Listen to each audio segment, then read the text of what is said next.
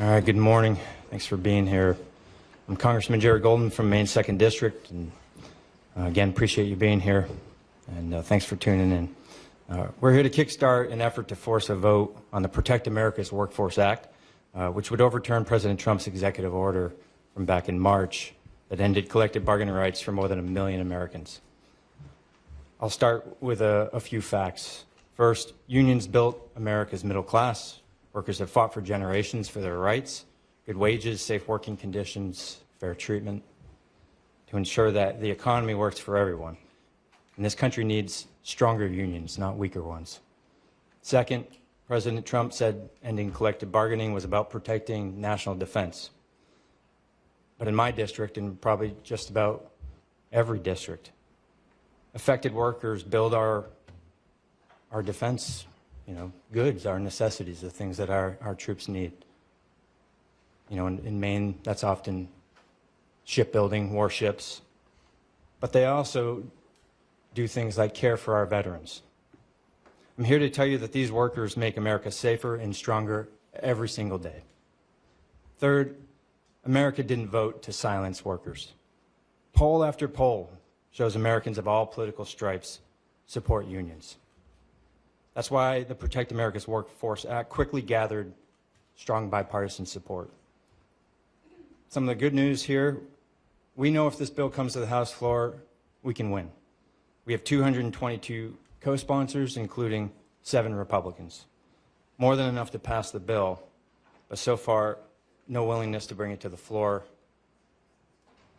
from Republican leadership. I know that everyone who co-sponsored this legislation, no matter what their party is, did so because they believe that workers' rights are worth protecting. They know that when workers collectively bargain, the result is a fairer workplace with dignity and respect. And they know this order undermines core American values and leaves workers open to unfair treatment and political interference. So we're here today with my colleagues and with union leaders representing hundreds of thousands of workers to deliver a simple message. Let's just have a vote. That's why we're calling on all members of Congress to sign a discharge petition to bring this bill to the floor.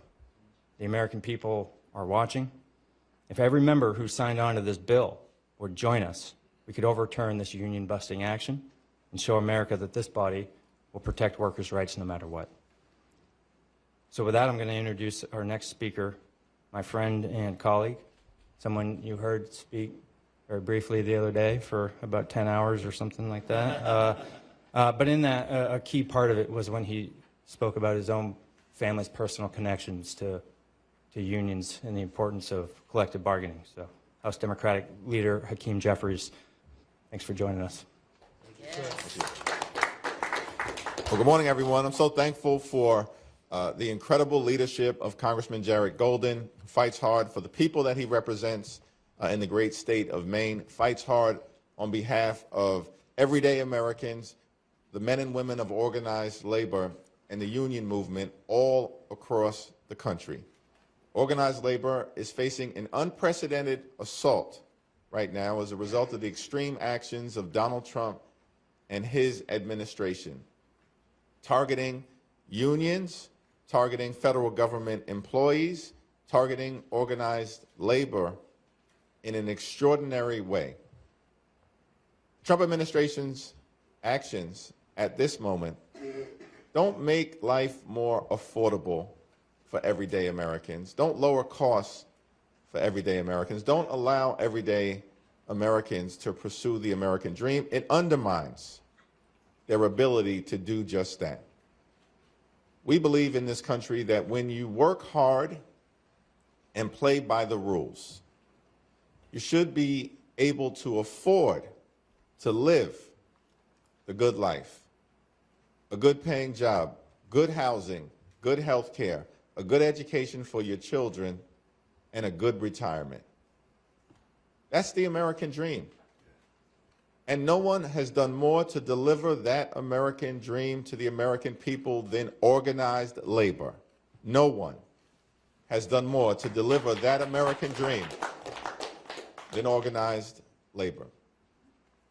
And that's why it's so incredibly important to ensure that this piece of legislation is able to get an up or down vote on the floor of the United States House of Representatives. Because if it does, as a result of the leadership of Congressman Jared Golden and my other colleagues and the partnership with these extraordinary union leaders who are here with us today and beyond, it will pass the House. And that is a good thing for the American people. Speaker of the House has often said that the House should be able to work its will. We agree. And the House working its will means that this legislation that protects the right to organize, the freedom to organize, and collective bargaining should be fully aired in a debate on the floor of the House of Representatives. Given the unwillingness of Republican leadership to allow the House to work its will, there is another way. And so we're encouraging everyone who has supported this legislation or who has expressed support for everyday Americans, working class Americans, and the organized labor movement to sign this discharge petition so we can protect the freedom to organize, protect the path toward the American dream that has always been made far more viable by organized labor, and protect the ability of all Americans who are working hard and who are playing by the rules to live the good life and experience the American dream.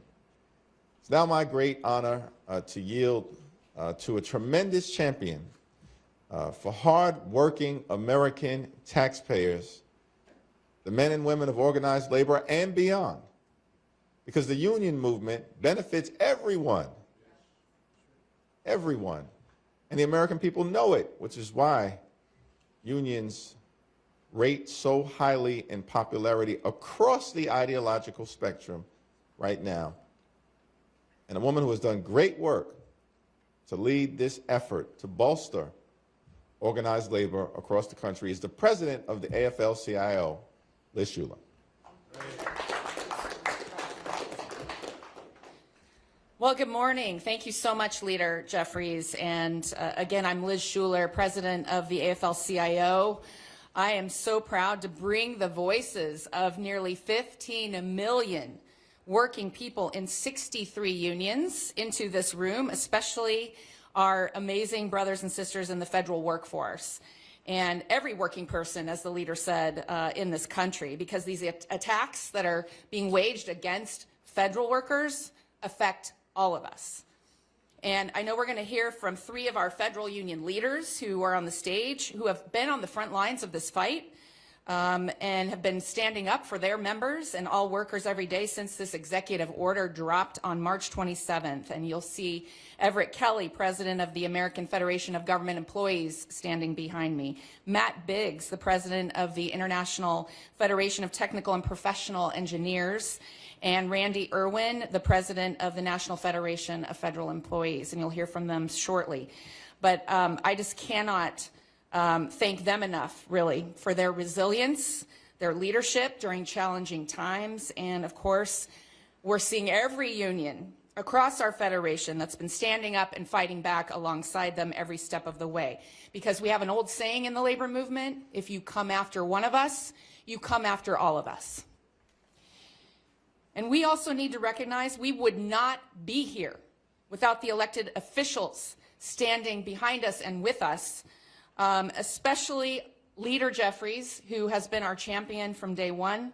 The co-sponsors of this legislation, of course, Congressman Golden, who has been unrelenting, and we want to thank you, Congressman, for your leadership, and of course, Congressman Fitzpatrick. Just want to appreciate you showing that there is another way forward in this moment where we see so much division. And we know this is the most polarized moment since the Civil War. We've been hearing from political scientists. We feel that every day here in Washington, don't we? But if you get out of DC and you actually talk to Americans in our communities, Democrats, Republicans, Independents. There's one thing they do agree on, and the leader stole my headline. It's unions. They agree on unions. 70% of Americans say they support unions, according to polls. 9 in 10 young people under the age of 30 support unions. And they think workers should have a voice on the job. They think it is common sense to have a voice on the job. And so what we saw on March 27th from this administration was the single biggest act of union busting in American history. And it defied common sense. Just a few days after that EO was signed, we started traveling across the country to hear directly from workers about what this means to them. Workers like Irma Westmoreland, a nurse at a VA hospital in Augusta, Georgia, who said, you know, suddenly we can't speak up about our patients' needs without fear of losing our jobs.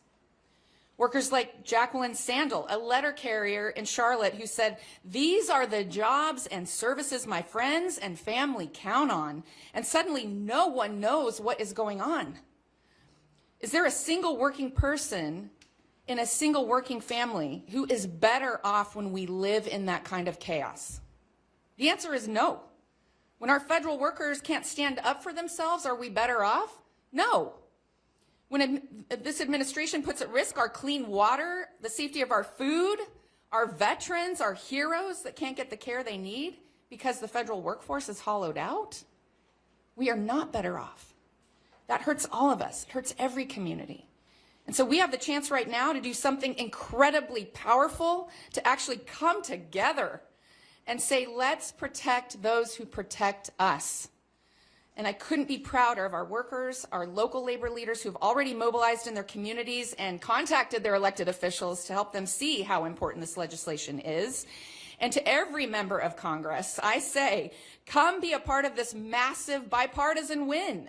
Help us get this done together and show that government can deliver common sense. So let's restore these rights to working people. Let's do something that the vast majority of Americans support in every community. And let's start showing a new path forward where we work together to deliver for the people. Thank you so much. And it is now my honor to introduce a champion for working people. We couldn't be prouder of our Congresswoman from Michigan, Congresswoman Debbie Dingell.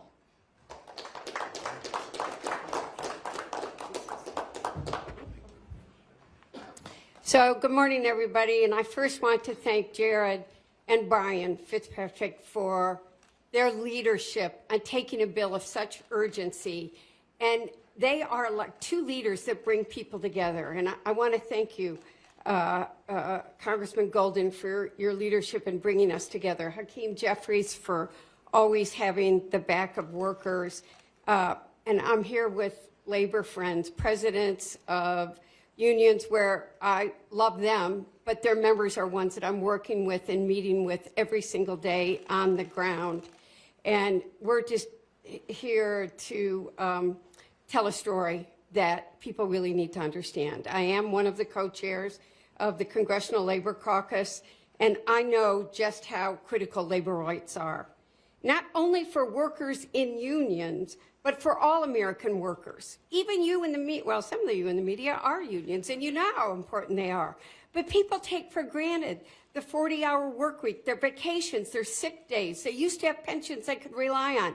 Every single worker in America has benefits because unions negotiated them. And people should never forget they're better off for what the unions have done. Congress granted collective bargaining rights for federal employees decades ago. And they have been upheld for years by the administrations of both parties, Republicans and Democrats. And now thousands of workers have had those rights taken away. I want to be very clear.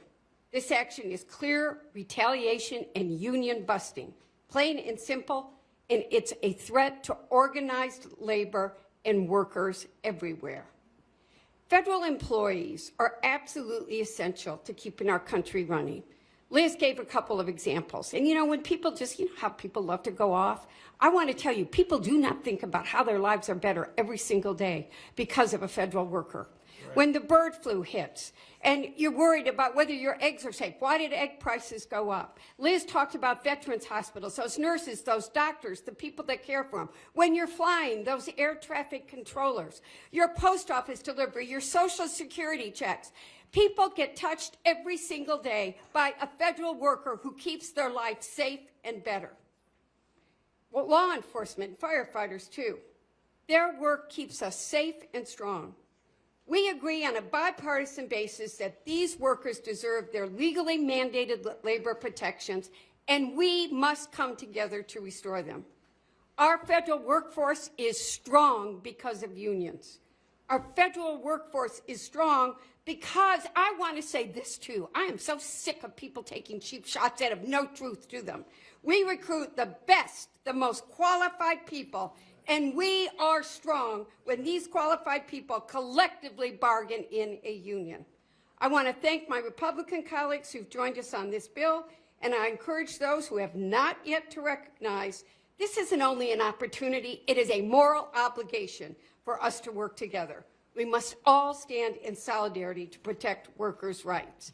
And now it is my honor to introduce the President of the American Federation of Government Employees, Dr. Everett B. Kelly, who has many, many workers in my district of a diverse, and he is out there fighting every day. Thank you.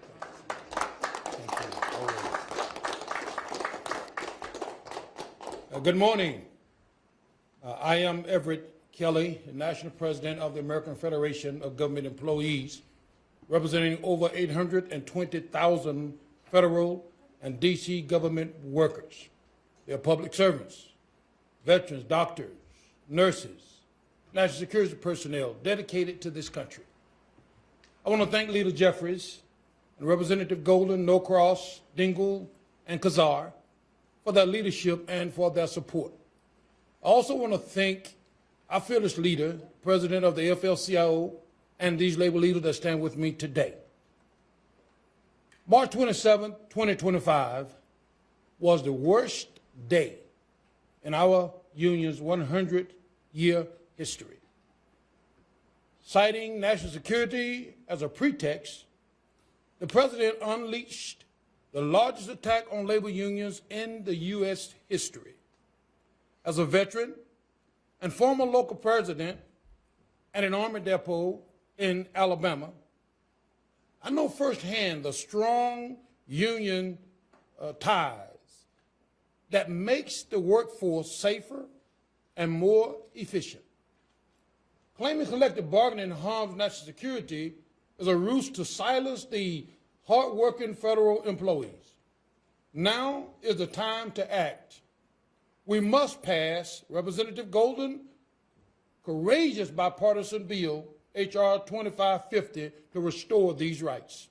The only way to do that is through a discharge petition. And if you support federal workers, I submit to you it's time to sign the petition. If you support veterans, who make up a third of the workforce, if you support human rights in the workplace, I submit to you that it's time to sign the petition. Workers, the labor movement, and the country is watching. I want to let you know that we are all watching, and we're waiting for you to do the right thing. So thank you, brothers and sisters. I would now like to introduce Congressman Greg Kazar to the podium. Thank you. Good morning. I'm Greg Kazar. I'm proud to represent the heart of Texas and be chair of the Progressive Caucus. But before any of that, I was a labor organizer, and I'm still proudly an AFSCME 1624 member. Whether you are identify as a progressive or a blue dog Democrat, or if you're a conservative voter, you know that collective bargaining is there to take care of you and take care of your family. And that is why the majority of the members of the United States House say that they support this legislation to restore collective bargaining rights to our workforce. The question for Republican members of Congress is, will they vote the same way that they talk? And that's the question that we need to present the American people. because in Texas, we talk about some folks that are all hat and no cattle. And this is the moment of truth for those members of Congress on the Republican side. Will they vote with their own voters to support workers' rights in their own districts? Will they vote how they talk, or are they all talk? And that is the question that's presented to us, because working people in this country deserve politicians that do more than talk. They want to see us actually stand up for them. I'm so grateful to Congressman Jared Golden for walking the walk and leading here in Washington, D.C. on restoring collective bargaining rights to every American worker, and to my colleagues here, and also to the labor presidents and labor leaders for your fight in this time. What President Donald Trump has done by taking collective bargaining rights away from 1 million workers is he is letting everyone know across the country that he wants to come for you next. If Trump is allowed to take collective bargaining away from our federal nurses, then he's going to come after truck drivers next. If Donald Trump is allowed to come and take collective bargaining rights away from people taking your call at the Social Security Administration, then he's sure as hell coming for construction workers next. If Donald Trump is allowed to take collective bargaining rights away from our veterans, then he's coming for you next. And the House Democrats are united, and a significant number of even House Republicans have said that they will support restoring collective bargaining rights for these workers. And the question is, will they actually vote for it? I hope that the answer is yes, but I know that voters will hold us accountable for making sure that we do work for the people, not just for the billionaires who want tax breaks or the big corporations who want to be able to pay you less and less while they charge everyday Americans more and more. So we know that our voters want to see us put up a fight. And Representative Golden, working alongside Congressman Fitzpatrick and the whole House Democratic Caucus, are ready to put up that fight for working Americans. And I think that everybody here in the press should be watching this closely, because we hear big talk from some Republicans saying they want to be the party of workers or party of the working class. They put their name on bills like this. We're just calling for an actual vote, because this is the biggest erosion of collective bargaining rights in our lifetimes, and we have a chance to turn it around. Like I said, I'm so grateful to our federal workers every day, and even more grateful to their union leadership who fight every day on their behalf. So next, I'm proud to call up Randy Irwin, who is the national president of the National Federation of Federal Employees. Great to be here today. I want to thank Representative Golden. Thank you so much for introducing this critical piece of legislation, critical bipartisan legislation.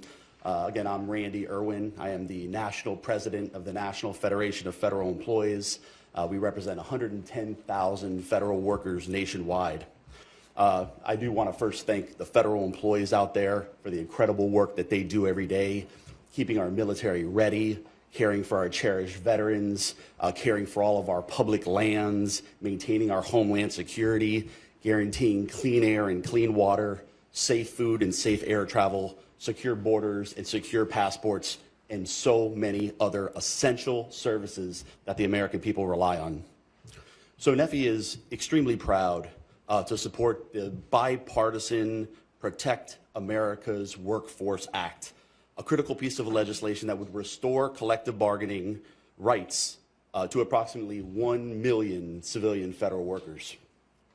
The executive order signed on March 27th that aimed to eliminate collective bargaining at 18 federal agencies was the biggest assault on collective bargaining rights that we have ever seen in this country. Ever. Not just our lifetimes, the whole ever. It's union busting. It's union busting, plain and simple, on a level that we have never seen in this country. But let me tell you something.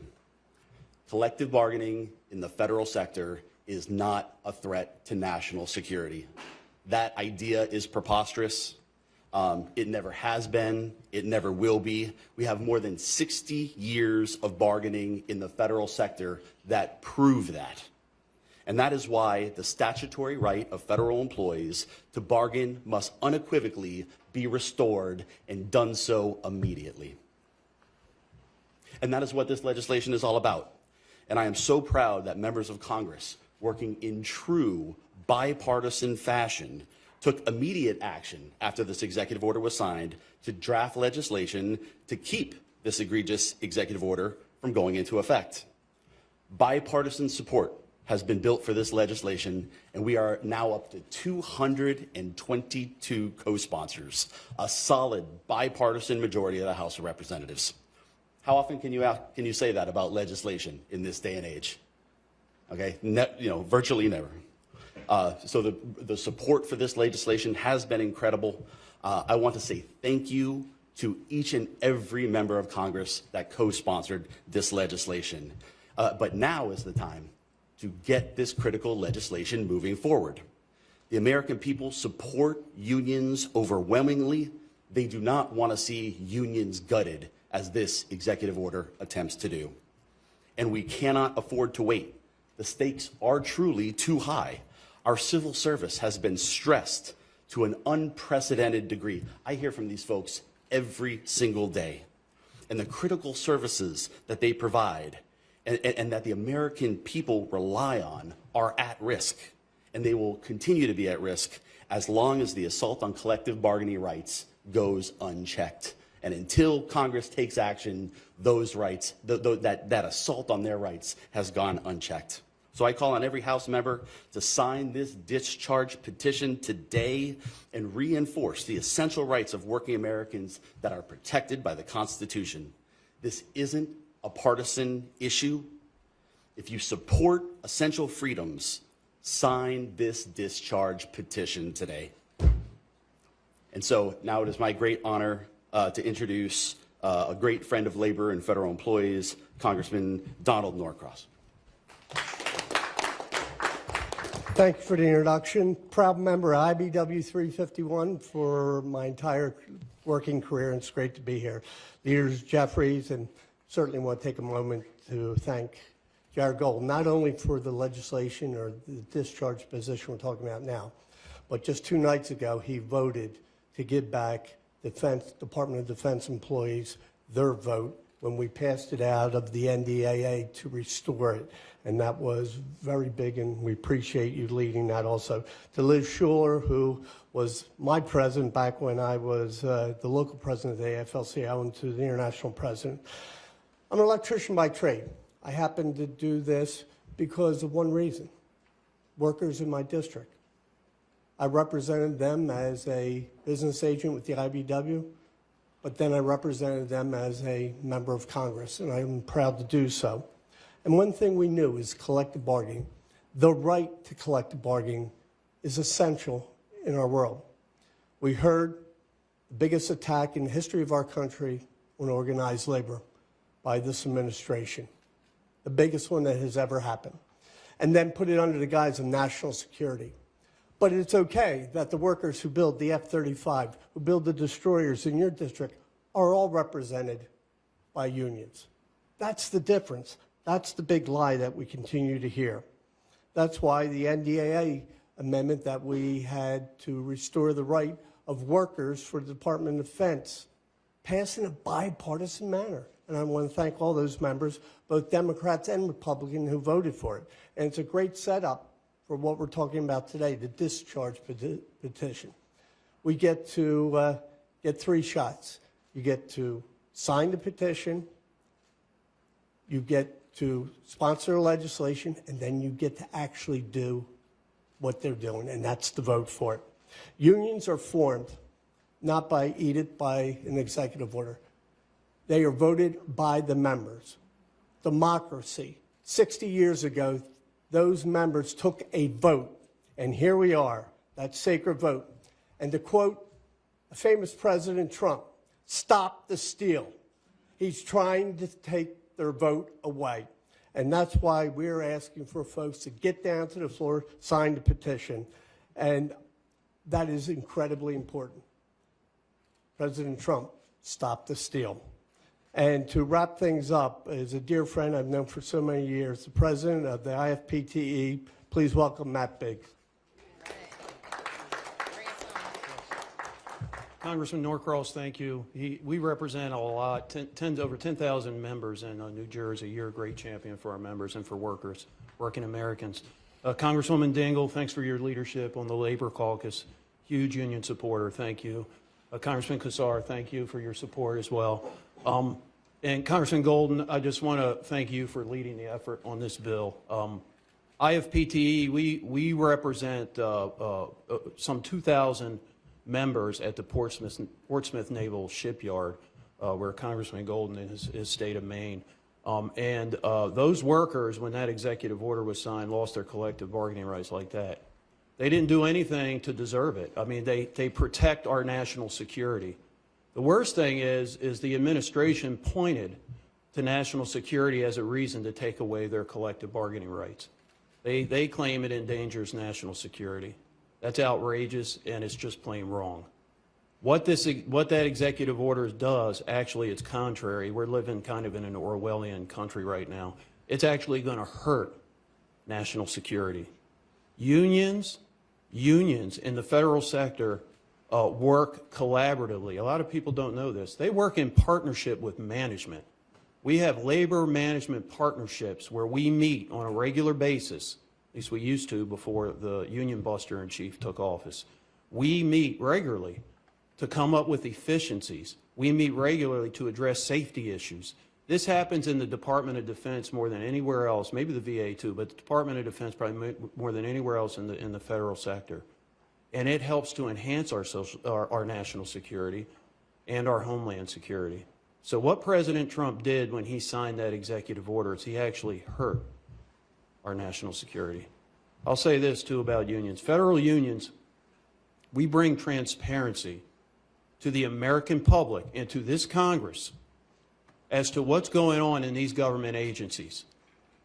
Because every member of Congress talks to all the political appointees, right? You talk to the political appointees, they tell you what's going on in these agencies. You talk to management, they tell you what's going on in these agencies. Management's not bad, political appointees, some of them aren't bad, but you get one side of the story.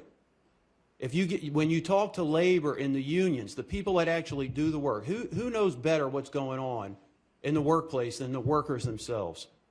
So we exercise our ability as a union and representing our members to come to Capitol Hill and inform members of Congress of exactly what's happening in these agencies. And so when you take away collective bargaining rights, you're attempting to destroy our unions, obviously, and it will hurt transparency and accountability to the U.S. taxpayer. So I'll finish with this. Before I finish, I do want to thank Congressman Fitzpatrick too, who's the Republican co-lead on this bill. I'd be remiss if I didn't mention Congressman Fitzpatrick and everybody that's sponsoring the bill, Republicans and Democrats alike. I'll leave you with this. IFPTE, we've been around since 1918. Our union was founded, we represent 90,000 workers all across North America. 1/3 of our unions are federal employees. Most of those are in the DOD. We were founded down in Norfolk, the shipyard, in 1918. We didn't have a labor law then to give us collective bargaining rights. And if President Trump, the union buster in chief, thinks he's going to take away our unions, he's wrong. Our union is still going to exist. You can try and take away our collective bargaining rights. I think we're going to get them restored. We're going to get them restored. But we're not going anywhere. Our unions are going to thrive, and we're going to continue to stand strong. Thank you. Now, with that, I'll hand it back to Congressman Golden. Thanks.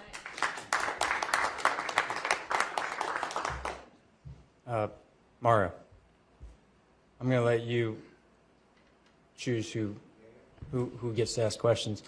We're just going to take a couple of questions here. You've heard from all the speakers, you know, what it's all about, what's at stake, and what the strategy is here with the petition. So if you got questions about the bill or about the petition, we're happy to take them, and Mario will pick up.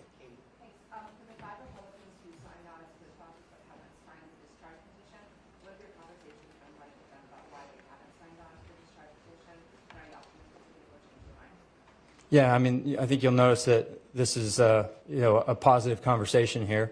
They're co-sponsors of the bill, and we want them to sign, and we've been talking to them about that. I'm not going to speak for them about why they haven't signed yet or not, other than that they've been a little busy.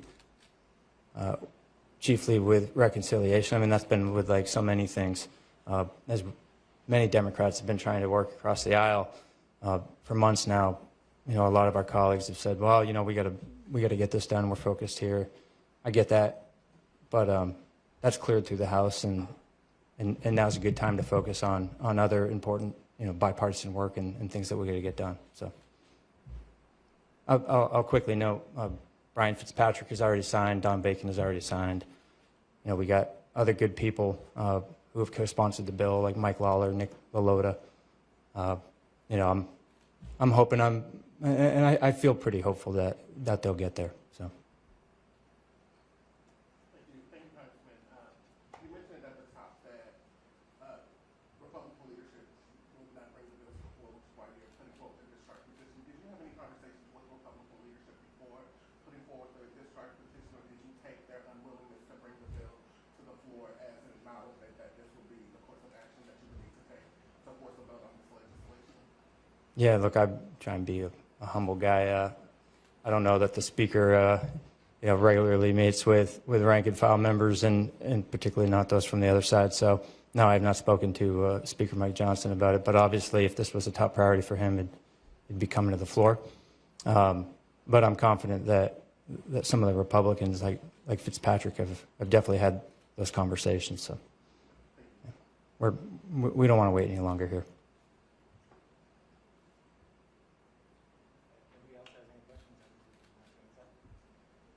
All right. Thank you very much.